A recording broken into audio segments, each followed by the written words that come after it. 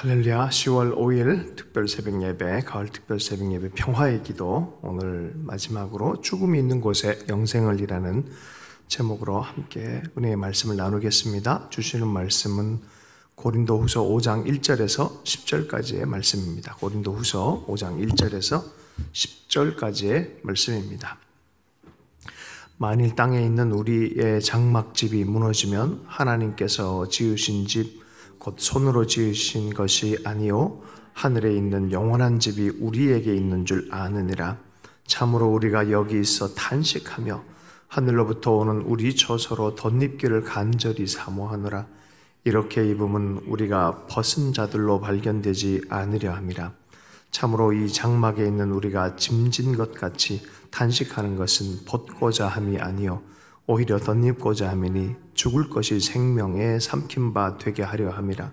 곧 이것을 우리에게 이루게 하시고 보증으로 성령을 우리에게 주신 이는 하나님이시니라. 그러므로 우리가 항상 담대하여 몸으로 있을 때에는 주와 따로 있는 줄을 아노니 이는 우리가 믿음으로 행하고 보는 것으로 행하지 아니함이로라. 우리가 담대하여 원하는 바는 차라리 몸을 떠나 주와 함께 있는 그것이라. 그런즉 우리는 몸으로 있든지 떠나 있든지 주를 기쁘시게 하는 자 되기를 힘쓰노라. 이는 우리가 다 반드시 그리스도의 심판대 앞에 나타나게 되어 각각 선악간에 그 몸으로 행한 것을 따라 받으려 함이라. 우리가 지난 2주 동안 빌립보서 말씀과 또 이 평화의 기도로 말씀의 시간들을 보냈습니다. 개인적으로도 그렇고 또 우리 교회적으로도 이 말씀들이 참으로 하나님의 특별한 섭리 안에서 묵상했던 것 같습니다. 오늘 드디어 평화의 기도 또 마지막 시간으로 죽음이 있는 곳에 영생을 이라는 그런 제목으로 해서 가을 특세 마지막 날이면서 오늘 또 우리 로시 하샤나 지나서 욤키프르 오늘 대속제일에 해당되는 날인데 특별한 날, 특별한 하나님의 은혜가 있기를 바라며 마지막 평화의 기도를 마무리합니다. 오늘 주제는 죽음에 관한 것입니다. 나는 어떻게 죽을 것이냐 라는 것을 나누기를 원합니다. 사도 바울의 살 소망이 끊어진 그런 죽음의 상황들을 설명할 때 별별 이 종류가 다 있었어요. 정말 사망의 음침한 골짜기가 삶의 요소요소에 있었던 것, 그리고 평생 그렇게 부음으로 하나님께 부어드리는 마음으로 그 고난을 통과해서 온 얘기들을 고린도서에서 이렇게 전해주고 있습니다. 파선하고 옥중에서 한 대 감한 40대 매를 몇 번씩 맞고, 또 여행 중에 강도, 동족의 위험, 이방인의 위험, 또 광야의 위험, 이런저런 매 순간마다 지뢰밭 같은 이 어려움에 소망 끊어질 것 같은 또 죽음에 거의 다다랐다고 생각했던 그런 경험들을 많이 했습니다. 고린도후서 4장 12절 말씀에 보면 그런즉 사망은 우리 안에 역사하고 생명은 너희 안에서 역사하느니라. 4장 16절 말씀 그러므로 우리가 낙심하지 아니하노니 우리의 겉사람은 낡아지나 우리의 속사람은 날로 새로워지는도다. 어떻게 그걸 통과해 오면서 이 모든 것들을 지나왔을까? 뒤돌아보니까 주님의 은혜였어요. 매 순간마다 위로하시는 하나님을 만났고 은혜의 하나님을 만났어요. 그래서 뒤돌아보니 몸, 곧 겉사람은 왠지 모르게 후패해지고 사그러지고 피곤해지고 하지만 속사람은 날로 새롭게 되어지는 그런 삶의 과정이라는 것들을 보게 되어지는 거죠. 사도 바울도 죽음의 결국은 도달하게 되어집니다. 어떻게 죽음을 극복할 수 있겠습니까? 죽음의 의미를 알고 승리하는 비결은 무엇이겠습니까? 사도 바울은 이 부분에 있어서 고린도후서 5장 1절의 말씀에서 우리가 이 생만 있는 것이 아니라 내세가 확실히 있다. 하나님 나라, 차원이 다른 하나님 나라가 있다는 확신을 가지고 감으로 또 담담하게 이 삶의 여정을 마무리하고자 했습니다. 우리가 죽음의 공포, 사라짐의 공포에 대해서 이기기 위해서는 바로 내세의 확신이 필요하다는 것입니다. 고린도후서 5장 1절의 말씀, 만일 땅에 있는 우리의 장막집이 무너지면 하나님께서 지으신 집 곧 손으로 지은 것이 아니요 하늘에 있는 영원한 집이 우리에게 있는 줄 아느니라. 장막집이 있고 영원한 집이 있습니다. 바울은 천막집이었잖아요. 장막집이었잖아요. 그러다 보니까 깊고 이게 또 천막이 또 사그러지고 뜯어지고 하는 이런 과정들 잘 알고 있을 거 아니에요. 그걸 많이 만졌기 때문에 삶의 목육체는 장막집 같구나. 우리가 운동도 열심히 하고 약도 요새 많이 먹고 아침 저녁으로 비타민도 먹고 많이 먹지만 결국 이 장막집은 늙어가고 허물어지고 후퇴하는 것을 우리는 알고 있습니다. 결국은 무너지게 될 장막에 대한 근본적 대책은 무엇입니까? 내세에 대한 확신인 것이죠. 주님께서 영원한 집을 나를 위해서 예비하고 계시다라는. 근데 이 말씀의 5장 1절 후반부에 보면 우리에게 있는 줄 아느니라 라는 표현을 쓰고 있어요. 안다라는 표현을 쓰고 있어요. 믿는다가 아니라 안다라는 거예요. 나는 내 아내를 믿는다라는 것과 나는 내 아내를 알아라고 말하는 것 사이에 강도가 다른 거예요. 어떤 인터뷰의 장면에서 칼 융이라는 심리학자에게 질문했어요. 당신은 그리스도를 믿습니까? 라고 했더니 나는 믿는다기보다 나는 하나님을 압니다 라는 표현을 썼어요. 그것 때문에 오해를 많이 하는 그런 얘기를 했었는데 저는 굉장히 깊은 얘기를 했다는 생각을 개인적으로 한 적이 있었습니다. 사도 바울이 그래요. 나는 우리에게 그 천국의 주님 영원한 집이 우리에게 있는 줄 안다라고 사도 바울은 삼층천을 방문했고 하나님과 대면했던 사람입니다. 그리고 그 나라가 명확하게 있음에 대해서 나는 안다라고 표현하는 것이에요. 구원받은 내 영혼을 위하여 하나님께 지으신 영원한 집이 하늘에 예비되어 있음을 고백하는 것입니다. 요한복음 14장 2절의 말씀입니다.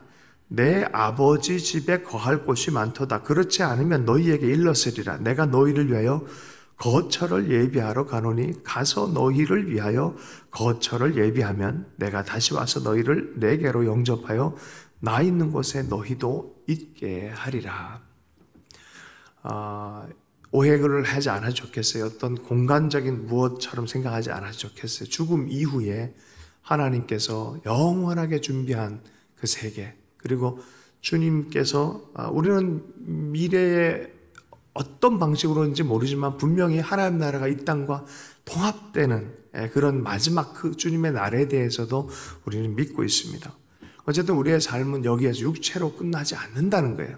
그것에 대한 확신을 할 필요가 있다는 거예요. 자, 두 번째로는 그것에 대해서 있는 사실을 아는 정도가 아니라 그것을 사모하기를 성경은 얘기하고 있습니다. 고린도후서 5장 2절의 말씀, 참으로 우리가 여기에 있어 탄식하며 하늘로부터 오는 우리 처소로 덧입기를 간절히 사모하노라. 사모하노라. 간절히 그것을 사모하노라라고 고린도후서에서 말씀하고 있습니다.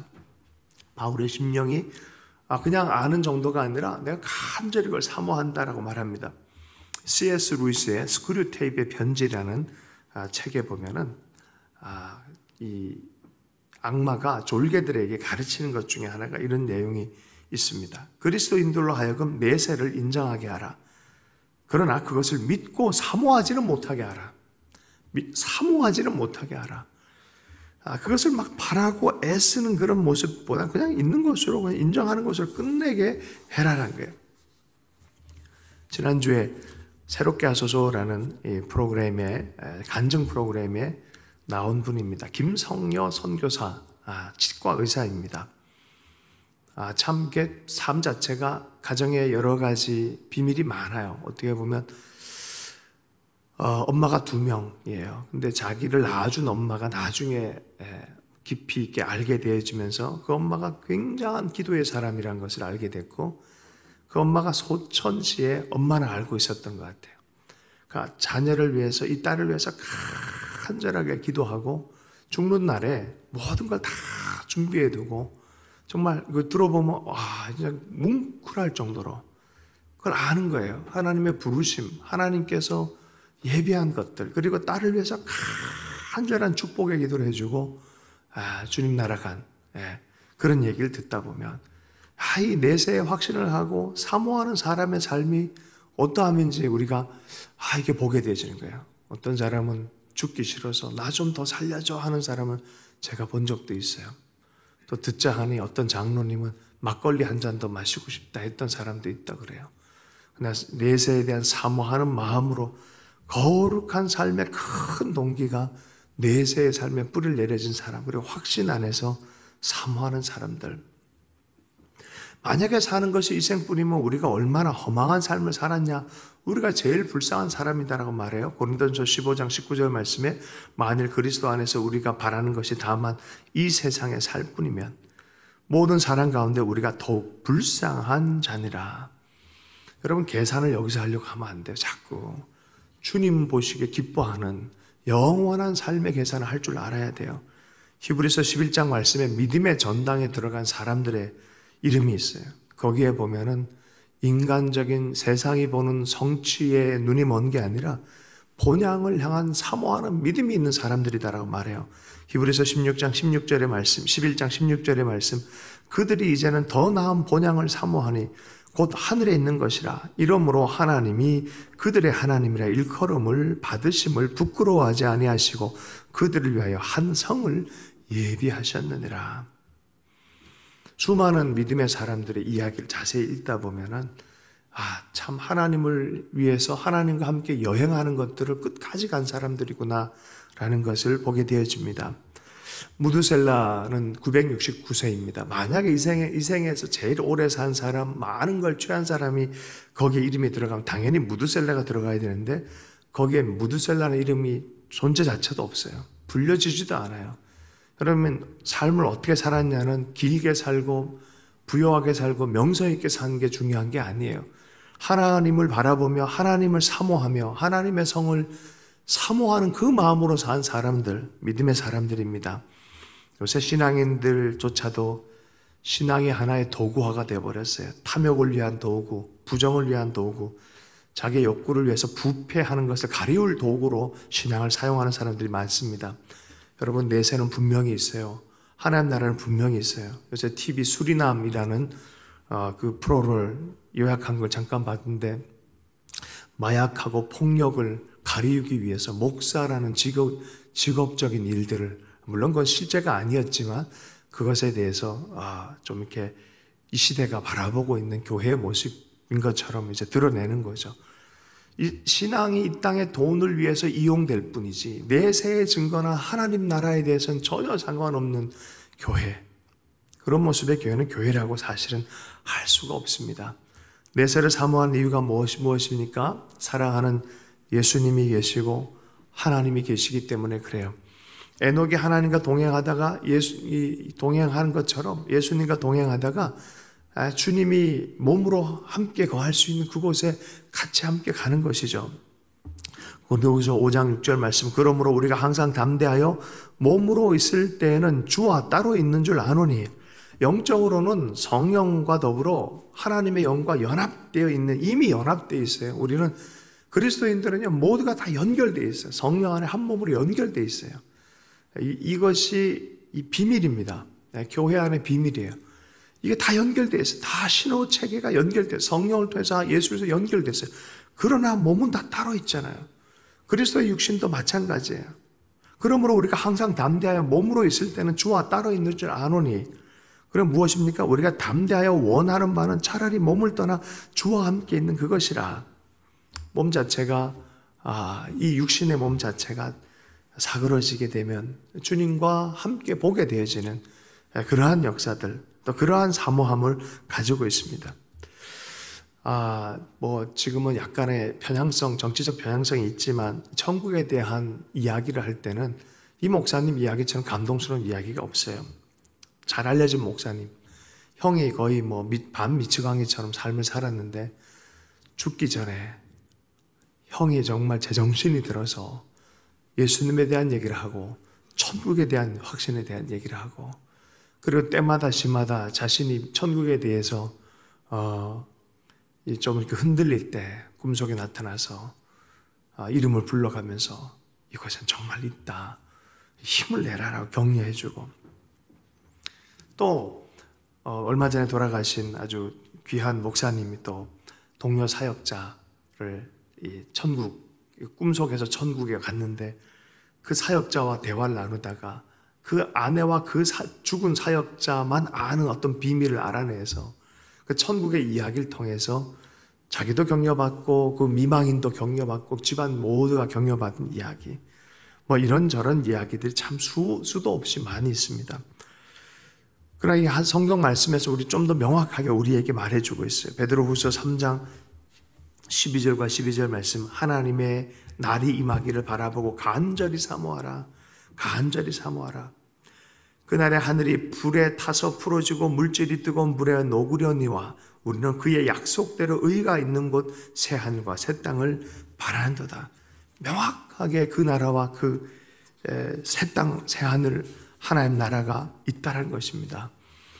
마지막으로 세 번째, 심판날에 부끄러움이 없이 설 수 있도록 우리는 이 죽음의 관문을 잘 준비해야 됩니다. 죽기를 싫어하고 무서워하는 사람들은 어떤 사람이겠습니까?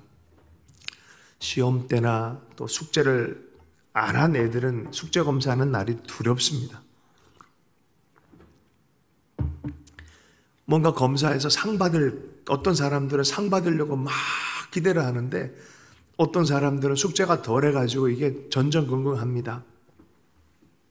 심판날에 부끄러움 없이, 여러분 이 심판은 배마라고 해서 우리가 쉽게 얘기하면 경기장에 가면 금은동 이렇게 이제 상을 주는 그런 심판대입니다. 그래서 잘 치르고 승리를 잘한 사람에게 금, 은, 동 이렇게 달아주는 그런 것이 바로 배마입니다.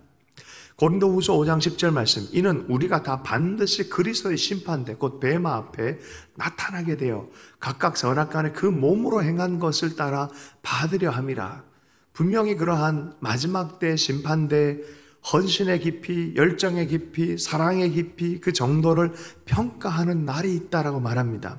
그래서 우리 그리스도인에게는 은혜로 구원을 받지만 우리의 삶에 그리스도와 함께 동행한 만큼, 십자가를 진 만큼, 헌신하고 열정적으로 드린 만큼 우리는 그때 가서 하나님께 이런 금은동 분명한 상급에 대한 것은 있다라고 분명히 얘기를 하고 있습니다.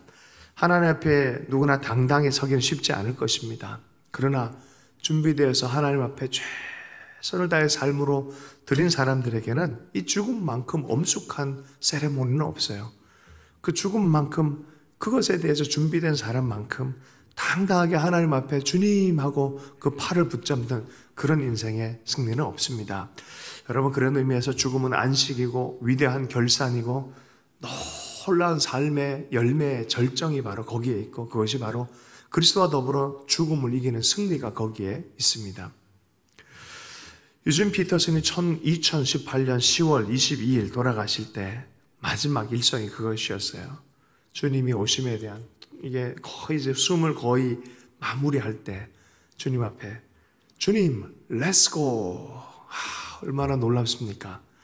성 프란치스코 1226년 10월 3일 토요일 날 삶을 마무리하면서 주님 앞으로 기울어진 몸을 일으킵니다. 주님이 오심을 보고 주님이 나의 작은 참새야, 가난하고 연약한 작은 가난한 자로 평생을 동행한 그 프란치스코에게 손을 붙드는 그런 모습들, 그러한 형상으로 마치 붙들듯이 하면서 앞에 하면서 죽음을 맞이했습니다. 성 프란치스코가 그랬어요. 죽음을 자매라고 불렀어요. 자매인 죽음. 몸을 어떻게 하냐면 당나귀 형제라고 불러요. 당나귀 형제. 왜 당나귀 형제라고 불렀냐면 이게 어릴 때는 이 육신을 그대로 고집세게 내버려 두고 해서 문제가 있었는데 예수를 믿고 나서 하나님께 깊은 체험을 하고 나서 너무 몸을 혹사했어요. 나중에는 이 당나귀 형제라 부르지 않고 고집센 형제라 부르지 않고 이제 그냥 형제, 육체인 형제라고 부르면서 이 영혼과 육신이 같이 동행하면서 주님 앞에 잘 길들여진 상태로 함께 동행했다라고 해서 형제 육체라고 불렀어요. 어릴 때 정말 당나귀 같잖아요. 육신, 버릇없이 기르잖아요. 그대가 너무 또 혹사시킨 것에 미안한 마음도 있고 말년에는 주님과 동행하는 그 육체로. 자, 그러면서 자매인 형제의 자매인 죽음이라고 표현을 하면서 이 말년쯤에 이러한 시를 썼습니다. 찬양하라 내 주를. 자매인 육체의 죽음으로 인하여 살아있는 자 그 누구도 그 자매로부터 도망치지 못하리. 제 가운데서 죽는 자 지극히 두려우며 당신의 거룩한 뜻 안에서 머무는 자들 그 얼마나 큰 기쁨이랴. 두 번째 죽음도 마침내 그들을 해치지는 못하리. 오 주를 찬미하고 주를 찬양하라. 주께 감사하고 주를 섬기라. 겸손하게 그리고 엄숙하게. 이것이 프란치스코의 마지막 또 이게 찬송 시였습니다. 여러분, 우리가 어떤 죽음을 죽을 것입니까? 그리스도와 함께 죽은 자들은 우리 모든 죄로 다 우리가 다 죽지만 그리스도로 말미암아 이렇게 죽음을 극복하고 죽음을 극복할 뿐만 아니라 영원한 삶으로 우리가 들어가는 그러한 삶이 우리에게 있습니다. 그리고 그것에 대해서 이미 우리가 연결되어진 생명의 삶을 지금부터 살아가는 거죠. 어느 날 갑자기는 없어요. 우리가 동행하면서 살아가는 그런 은혜가 됐으면 좋겠습니다. 여러분 10일간 또 함께 동행해 주시고 함께 기도해 주셔서 너무 감사합니다. 또 교회를 위해서 계속해서 또 주님과 더불어 계속 동행할 수 있도록 은혜의 축복이 있을 수 있도록 함께 기도했으면 좋겠습니다. 우리의 삶 한 분 한 분의 삶 안에 이러한 큰 사모하는 마음이 있기를 원합니다. 주신 말씀 붙들고 잠시 기도합니다. 하나님 아버지, 우리의 삶이 주님 앞에 서는 날까지 우리가 아버지 주님의 품에 안기는 순간까지 주님의 음성을 듣기까지 주님의 손을 붙드는 그날까지 우리가 아버지 이 여정을 끝까지 사랑으로 또 주님 주신 명령대로 잘 수행할 수 있기를 원합니다.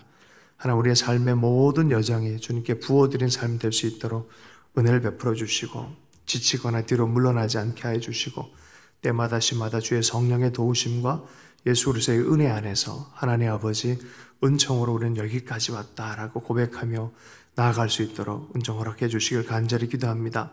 그리스도의 몸의 공동체 핫하우스를 주님께서 은혜 베풀어 주시고 아버지 하나님 긍휼을 허락해 주셔서 아버지 날마다 삶의 현장에 있든지 또 함께 모여 예배할 때든지 우리가 그리스도의 제자인 것을 잊지 않게 해주시고 늘 순간순간마다 주님 앞에 사는 자들로 은혜 안에서 넉넉히 이기며 살 수 있도록 하나님 주의 얼굴 구할 수 있도록 역사해 주시기 원합니다.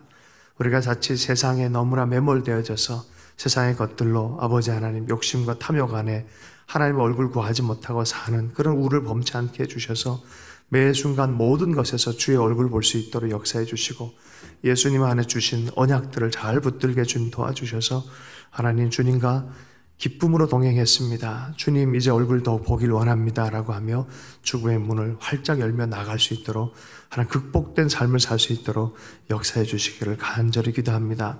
하나님 그래서 우리의 삶 안에 남은 날을 계수하는 지혜를 허락해 주셔서 하나님 앞에 헌신된 자로 살아갈 수 있도록 역사해 주십시오. 우리 가정 가운데 주님의 사랑과 은혜로 동행할 수 있는 아버지 그러한 준비된 자로 살 수 있도록 역사해 주시고 교회 가운데 주님을 바라보는 큰 은혜가 계속해서 나타날 수 있도록 주님의 손으로 인도하여 주시옵소서.